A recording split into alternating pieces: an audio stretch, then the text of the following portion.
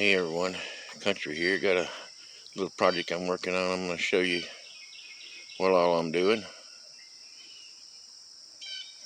See if we can turn this camera around.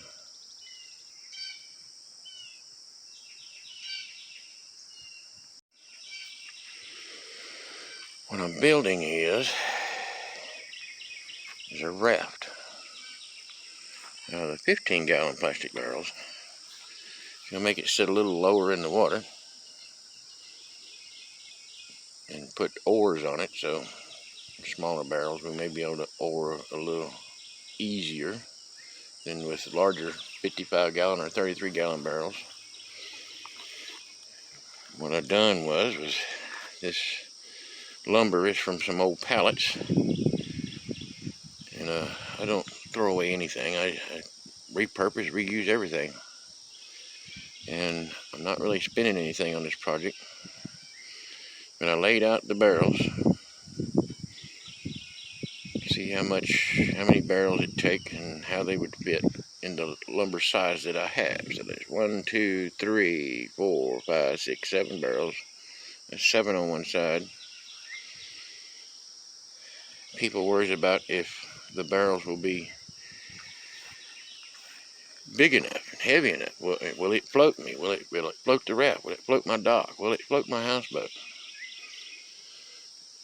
The rule is water weighs 8 pounds per gallon. So 8 times 15, that's a 15-gallon barrel. And that gives you a number in weight. Well, that's the buoyancy then of one barrel. So all these barrels here, like 14 of these barrels, you know, you're looking at a couple thousand pounds of buoyancy, so they'll definitely float. And what I'm doing a little different on this project that I have not done on these before is, if you see, I'm not only putting screws in on the other end over here, but I'm putting these metal brackets in. With these metal brackets, just turn the long end here of this bracket to the long board and put them on the inside and put all this together with screws. We want it to be able to flex and move, but we don't want our framing to blow apart on us. So there's something a little different I'm doing on these. And you don't really have to spend a lot of money on doing this. A lot of videos will show you that you're using plumber's tape to strap the barrels down.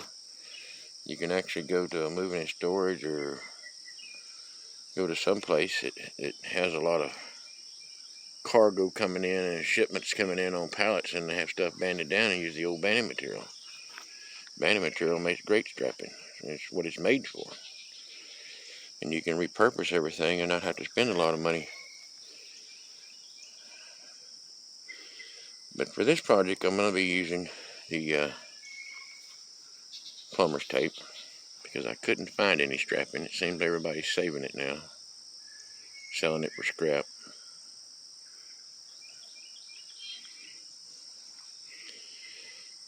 Just stay with me. There's more to come on this. I want to talk to you about the screws that I use. I've been doing construction all my life. Phillips screws, flathead screws. The heads will always round off on you. So these are the star shape. I don't know if you can see that. But the Thorpe's heads, or star heads. And I'm using, of course, a cordless drill in the bit. I can always drive those better that way than I can with a screwdriver. But these always hold much better. See, that's what I'm using. So these are just ordinary construction screws. These are zinc plated. It should help keep them from rusting, but if you're in a place where you can get stainless steel screws, that would be a better way to go, where they don't rust through on you and break. Okay, what I done next was after you see I laid out my barrels, since there's an odd number going down the side, I just picked an area to use as my front and back. I call that the front and call that the back. So I marked off a center line to put a piece across the middle, strengthen it up across the middle. And again, I used metal brackets, but I used a different kind. You can't see them there. You can see them over here. I use them little small L brackets, which takes up about half of that 2x4. And again, I still put the long side on the long board. And you see that one's on the upper half, and the other side, it's on the lower half. And then when I move down to the other side, okay, that one's on the upper half. I move down to the other side over here, and that one's on the lower half. And then that one's on the upper half. Again, it's gonna hold it. It gives it a little strength then when it twists and turns, which is gonna be doing a lot of twisting. This just helps hold all that together in a way that we know it's not gonna blow apart. We want it to flex and move, but we don't want it to blow apart. What I did this time, as you see, I put that centerpiece in. I put these two pieces in. That's going to be where the barrels lay. Keep in mind, we're doing this upside down, and after we strap the barrels, we're going to flip it over and put a decking on it. Then again, I used metal brackets. I used those little L brackets right there, but I centered them this time there. And I just put them on the outside. I didn't put them on the inside where the barrels are going to be, because I'm trying to keep them from pushing this way from the force of the barrel. And I just went halfway in my center. What I'm going to do now is I'm going to tighten up all the bungs as tight as I can get it after dumping all the water out. And you'll see these seals, these rubber seals. Every bung will have to have this rubber seal in it, or it's never going to tighten down. You take a bung wrench and just tighten it down just as tight as you can get it, and you won't need any kind of glue or anything. In case later you decide to take this apart and use these barrels for gas or something, you can still reuse them for something else and not glue them together. If you don't have a bung wrench, you can cut you a board that will slip in that hole across here or across here, or you can put it in and use it like a key and turn it. Pretty easy to make. But that's it. Pour the water out, and don't worry about getting all the water out. They're going to get water in them anyway, a little moisture from condensation. They're going to dry out, and then they're going to form with condensation again. So they're going to get it all out, and it's not going to hurt anything. But just make sure you have these rubber seals on the bungs. If you don't have the rubber seals, you can use an O-ring from something. You can use rubber bands. You can wrap rubber bands around it. And then you can use a little silicone if you want it, if you don't have these seals.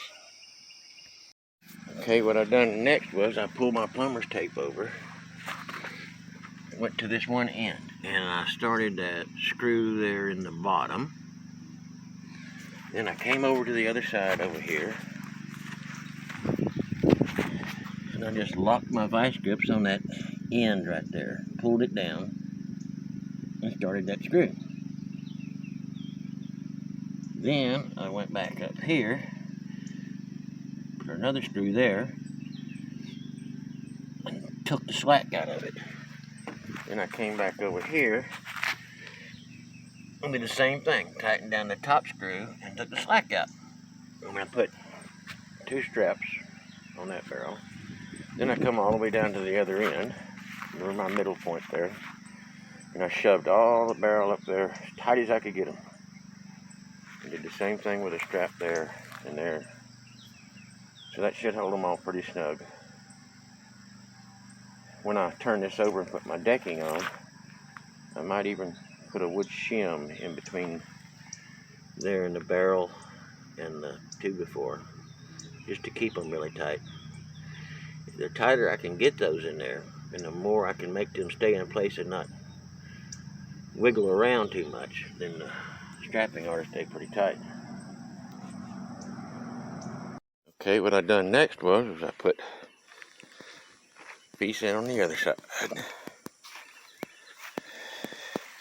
Then I went from my halfway point to the front, put that piece in, and I'm still using metal L brackets. And on this side, the 2x4 was a little short, so I spliced it together, which that's fine. I done it on the outside of where the barrels is going to be, so shouldn't be any problem there.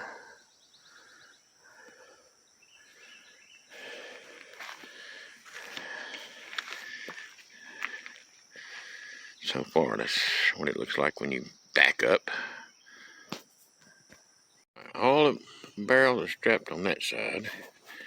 Got all them barrels cleaned up, tightened the bungs, got them laid up there, ready to strap them.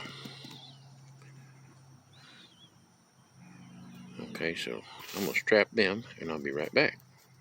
What I got done, I got the other side, both sides are done, kind of like a pontoon boat, and I flipped it over, and I did it by myself, so it's not that heavy. At one point on our raft trip, we may have to carry it up over the levee, get back in a canal, come out of the river and get into a canal to get to where we're going to camp, but I think we should be able to do it. It's not that heavy. Okay, so what I've done now is I had to put a beam all the way down the middle.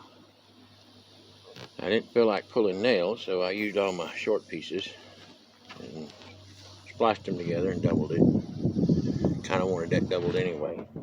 Still using the brackets down in the corners. See?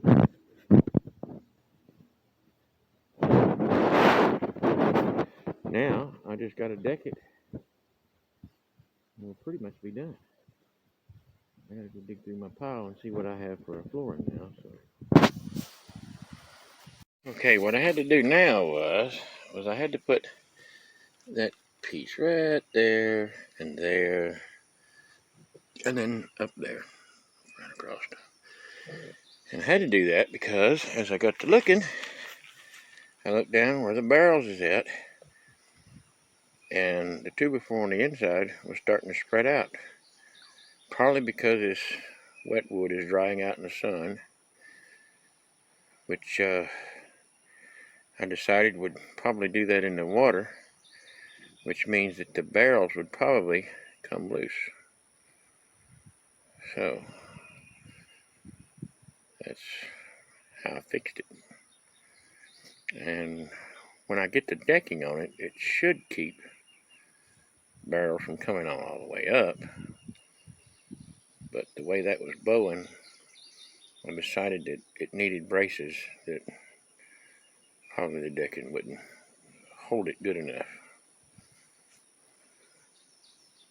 Okay, well, I go dig through my reclaim pile, and all I have is like these big heavy sheets of T111. So it's actually going to increase the weight of my raft quite a bit. And so there's a little change of plan, and I'll show you. Just in case there may not be enough buoyancy, I think I'm going to have to go in the middle and add like a barrel there and a barrel there, maybe there and there.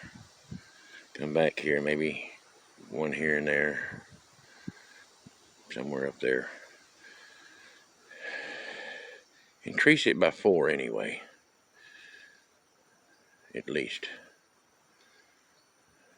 I think that's what I'm going to have to do. Okay, there's the barrels I put in the back, added them like that. and then added them in the front the same way. Those 4 gives me about 2,060 pounds of buoyancy, so I went over 2,000 pounds of buoyancy. That should help with this heavier decking and the other stuff I add. And I could always come back and add more barrels later if I have to, but that's where we at on this so far. Okay, here's what I got so far. It's decked, and that old T111 I had, it was kind of bad at the bottom and bad at the top, kind of weathered, so I just centered it on there and run some screws down. If you look up underneath, you can see how much wider it is. And I'll pop me a chop line on there and cut it straight right on the edge, and that'll be that. And it took me 1, 2, 3 full sheets, and then a couple feet off of another sheet to do that. It's gonna be a pretty stable deck, be pretty heavy.